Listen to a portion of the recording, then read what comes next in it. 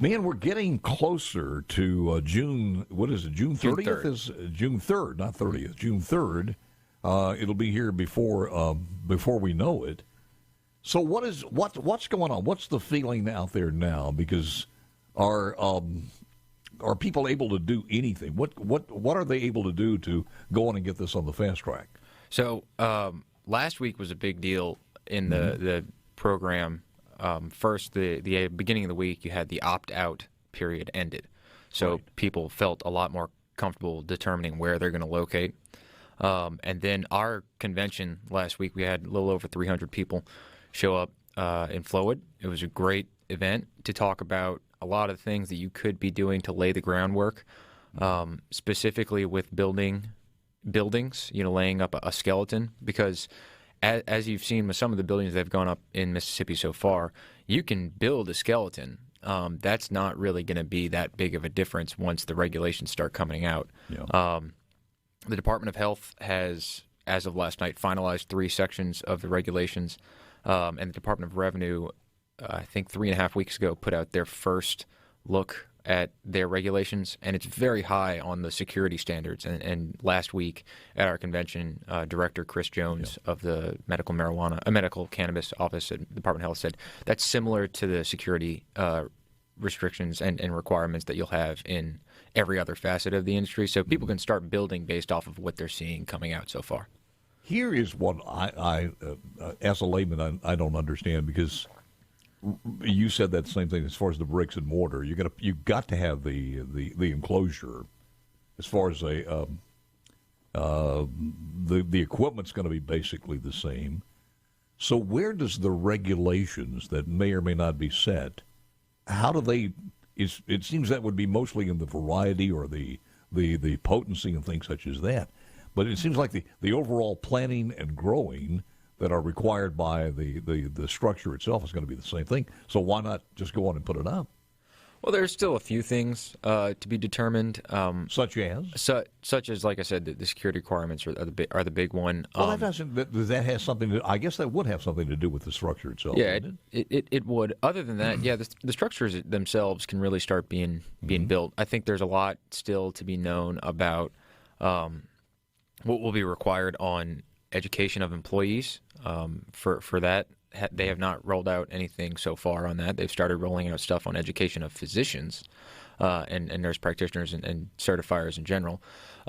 They're starting to roll out stuff on how to interact with the program as a patient. I believe later today that we'll be seeing some videos coming out from some of the groups that have been working with the Department of Health on how to get a card from a patient perspective. But from an employee and employer standpoint, that's what's still undetermined. They have some regarding the work permitting, but education is still undetermined.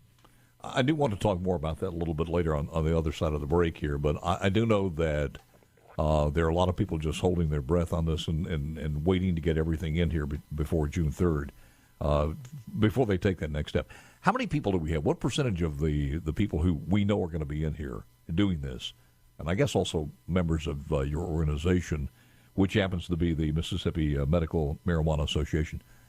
How many of these are advanced to the point where they can start immediately? In other words, they're not half up in the structure. As soon as this happens, they're ready to go. I think we're going to be seeing about somewhere between 4 and 5 companies that are ready to grow on day one. Assuming they apply on June 3rd and get their license by July 3rd, the 30-day requirement for when they have to give them an application, yes or no.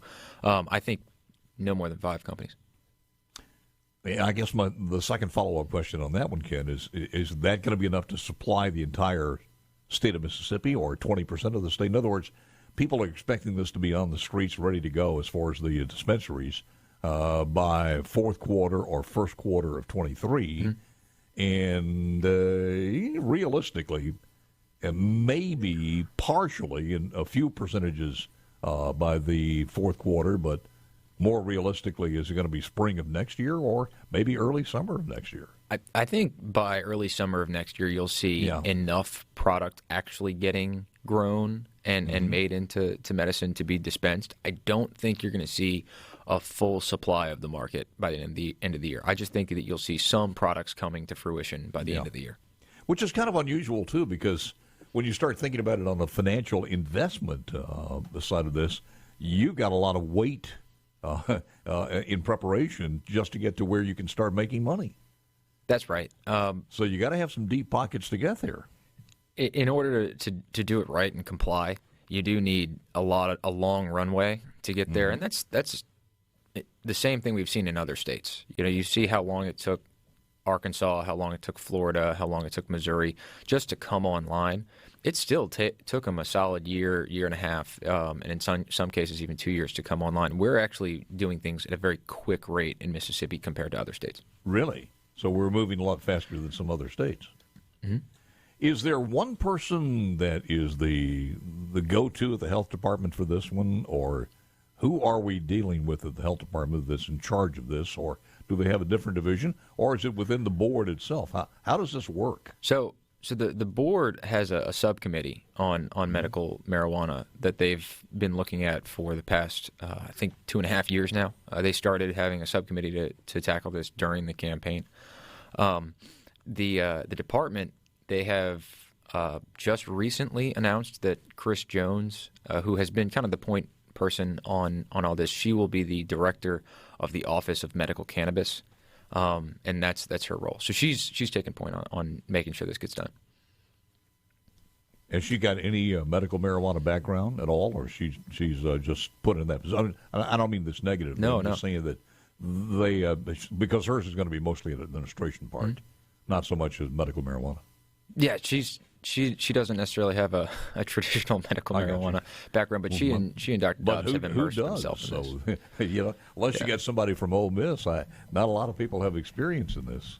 And Ole Miss has been involved in a lot of the conversation, both from the patient side and also the Department of Health. I know that the Cannabis Patients Association of Mississippi, MCPA, they're talking with Ole Miss to do a lot of research programs for patients that will be utilized for every individual. We have the list, and again, I found it kind of remarkable that we don't have any requirements within the law that says this has to be who opt in, who opt out, who's opt out, or who's in, one way or the other. Mostly who's opt out, because if you have an opt out, you're in. But that doesn't have to be posted anywhere. Is that correct? That's my understanding. So when you go from city to city, you just got to ask somebody, because there's no where that you can get up on a website and see who's in, who's out. Yes, the Department of Health has requested all those opt-outs to send it in, and we're working on the list ourselves. But it was never put in the law itself. That's correct. So that has led to confusion, because they got some people who are in the city, out in the county, vice versa. And then there's got some people who are in to grow but not to sell. So is that causing some confusion out there? Not for any of my members. No, but for the general public, for the most part. I think a lot of patients are confused. Yeah, we'll talk more about that. Give you some of the names of the cities when we come back with Ken Newburger next. So Ken Newburger, Executive Director of Mississippi Medical Association, is with us, and we're live in the Trustmark studio. It's good to know that a checking account, no matter what your checking account is, they have one designed to fit your needs to a T, as in Trustmark. People you trust, advice that works. Member FDIC. Ken, when we left, we were talking about some confusion, and I know this one was noted in the media. For example, on Flowwood, people were they couldn't understand this one, because Flowwood opted out of distribution, they opted out of cultivation, they opted out of processing the products, and all of a sudden they find out that there's going to be a testing facility within the city limits of Flowwood. So then we had to become aware that the testing facilities are not within the law that says you have to have permission. Anybody can open up a testing facility. Am I right? Anywhere, yes. Anywhere, right. City or county. Mm-hmm. Yeah, you can't opt out of testing. Or research or disposal. Those are not opt-outable. Oh, is that right? Even on disposal? Mm-hmm. Do we have some companies who are doing that now? And when we talk about that, how is it disposed? Just basically burned?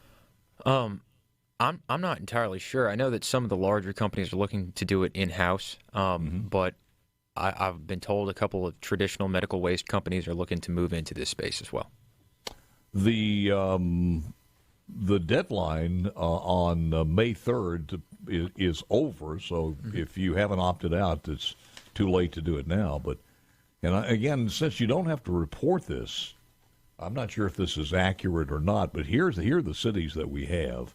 And again, most people are just trying to get this from a compilation of, I thought I had it here. Yes, I do.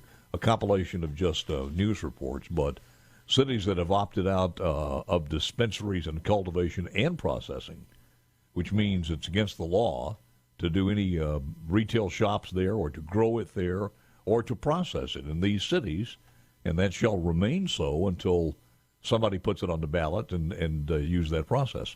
The cities are in alphabetical order: Amory, Belmont, Brandon, Boonville, Caledonia, Carrollton, Clinton, d'Iberville, Ecru, Flora, Gluckstadt, Greenwood, Horn Lake, Kilmichael, Loosedale, Madison, New Albany, Noxapater, Pass Christian, Picayune, Poplarville, Pontotoc, Ridgeland, South Haven, Sumrall, Tishomingo, and ending the alphabet on the V's in Vaden. Is anybody I missed there that you know? That sounds right to me. And do you know, I guess a lot of these cities, there are going to be petitions that are filed probably shortly, at least by the third or fourth quarter of this year. I think that's right. I think we'll see the first one or two get filed in this quarter, but also I think you'll see a lot of those cities that you mentioned, at least in the conversations that I've had either with the cities or some of the businesses I represent have had with them. They'll probably opt back in with a simple vote of the aldermen or the city council. Oh, is that right? Without putting it to a referendum? That's correct, yeah. Well, the other part of this, too, is that if you did not opt out, you just can't have a board meeting and say, I want to opt out now 2 months later. No. Is that correct? That's correct. But you can have a board meeting if you did opt out and say, we want to opt back in. And I know a lot of cities are they want to establish their zoning laws before opting back in. But, and I guess this is in the state law, but what happens if a city 2 years from now finds out that it's just gone wrong, we made a terrible mistake, the majority of people don't want it there? Are you telling me there's nothing they can do? There isn't, no. Unless the legislature amends that. Right. The cities that will not allow dispensaries, which means you can't buy it there, but they will allow you to cultivate it, grow it there, and process it, are two cities. That's Winona and North Carrollton. Now, the other is the counties that have opted out of dispensaries and cultivation, processing, so it only applies to unincorporated areas.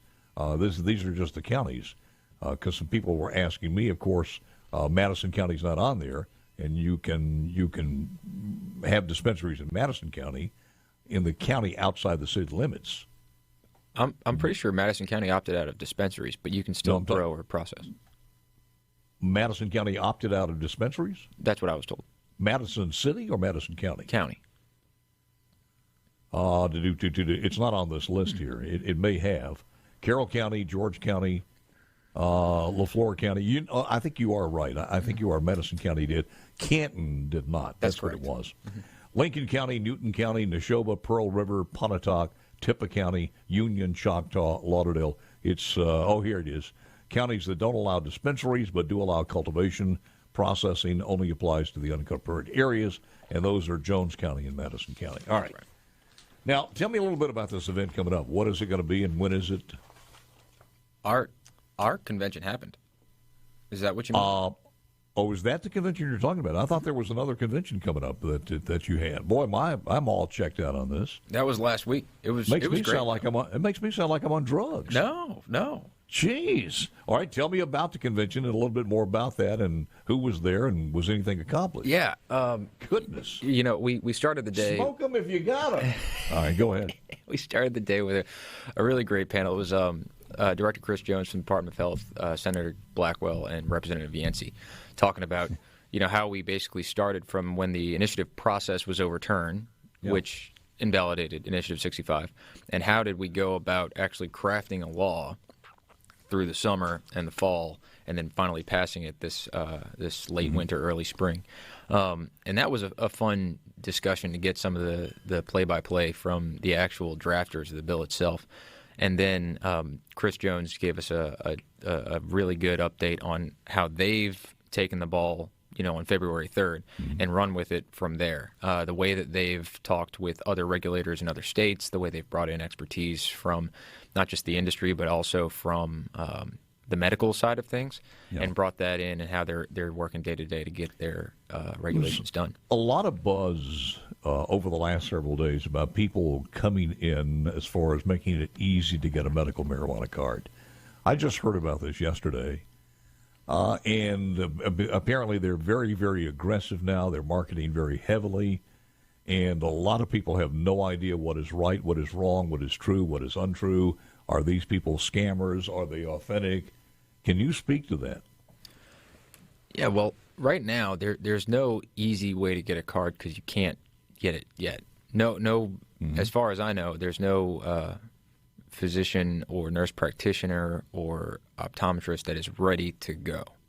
That said, I do think it will be very easy to get a card for those that need it in about 6 or 7 months. Once the process is fleshed out, once we know who the certifiers are, once those relationships have been established across the medical community of, hey, a doctor says, all right, I think medical cannabis might be good for you, but it's not really my expertise, so I'll refer you to someone who knows a little bit more about medical cannabis.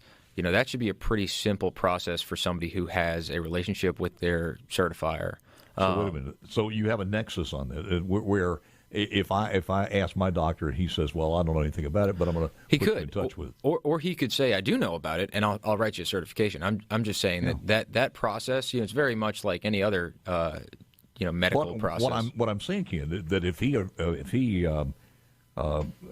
refers you to another doctor, you don't have, what is the language, a bona fide relationship with the patient? Well, if you go see your family doctor and they refer you to some other specialist, that would clear. Right. It's the same. It's a similar thing. What happens if he's out of town? What happens if he's in a boiler room somewhere in Des Moines, Iowa? Well, then you can't go see him, right? Well, teleconference is not going to work on this one. That's correct. Yes, it must be an in-person visit with an in-state certified not physician, but it's a practitioner. Right. Could be a nurse physician. A physician's assistant, nurse practitioner. Physician's assistant. Yeah. Or an ophthalmologist, or of course an MD. Right. Yes. So we don't have are any of those things that are in the decision that's going to be made in the 1st of June that will change that at all, to give some parameters to that as far as the medical marijuana cards from the decisions to be made by Chris Jones and the health department and the board or whomever's making it? They can't change who can and can't certify, but they have a lot of procuring the different education processes to get there. Are there some languages that are so vague in there that worry you on some of this?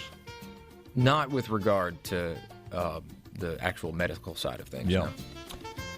Well, I'm glad we were topical on your meeting. Yeah. Because I've got the information that the meeting was coming up here. So somebody's not sending your stuff out fast enough. I'm sorry. That's okay. They're so laid back, I begin to wonder what the stage of putting this stuff on the streets is. I'm not going to say anything else. But we can be real laid back where I come from. Ken, thank you, man. Thank